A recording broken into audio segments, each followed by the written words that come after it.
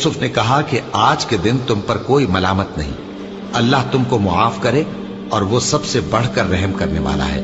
ये मेरा कुर्ता ले जाओ, फिर इसे वालिद साहब के मुंह पर डाल देना तो वो बीना हो जाएंगे, और अपने तमाम अहलो अयाल को मेरे पास ले आओ। और जब काफिला मिस्र से रवाना हुआ तो उनके वालिद कहने लगे कि अगर मुझको ये ना कहो कि बूढ़ा बहक गया है तो मुझे तो यूसुफ की बू आ रही है। वो बोले कि वल्लाह आप उसी कदीम गलती में मुब्तला है। मगर जब खुशखबरी देने वाला आ पहुंचा तो उसने कुर्ता उनके मुंह पर डाल दिया, सो वो बीना हो गए और बेटों से कहने लगे, क्या मैंने तुमसे नहीं कहा था कि मैं अल्लाह की तरफ से वो बातें जानता हूं जो तुम नहीं जानते? बेटों ने कहा कि अब्बा, हमारे लिए हमारे गुनाह की मगफिरत मांगिए, बेशक हम खताकार थे। फरमाया, मैं अपने परवरदिगार से तुम्हारे लिए बख्शिश मांगूंगा, बेशक वो बख्शने वाला है, मेहरबान है।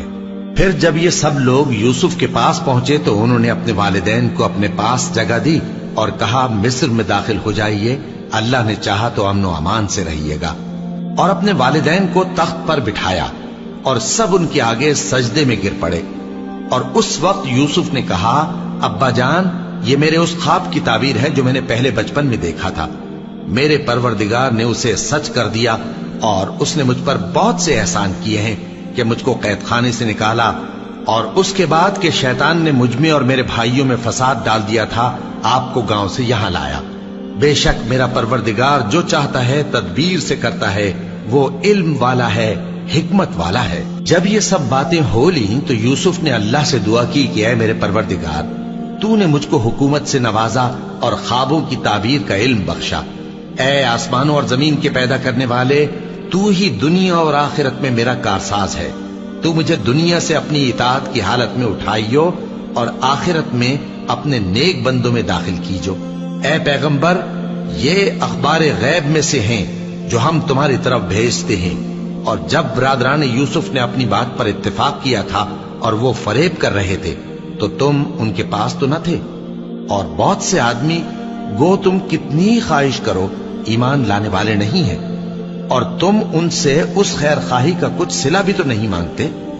ये कुरान और कुछ नहीं, तमाम जहानों के लिए नसीहत है। और आसमान जमीन में बहुत सी निशानियां हैं जिन पर से ये गुजरते हैं और उनको नजरअंदाज कर देते हैं, और ये अक्सर अल्लाह पर ईमान नहीं रखते मगर इसके साथ शिर्क भी करते हैं। तो क्या ये इस बात से बेखौफ हैं कि इन पर अल्लाह का अजाब नाजिल होकर इनको ढांप ले या इन पर नागहां कयामत आ जाए और इन्हें खबर भी ना हो?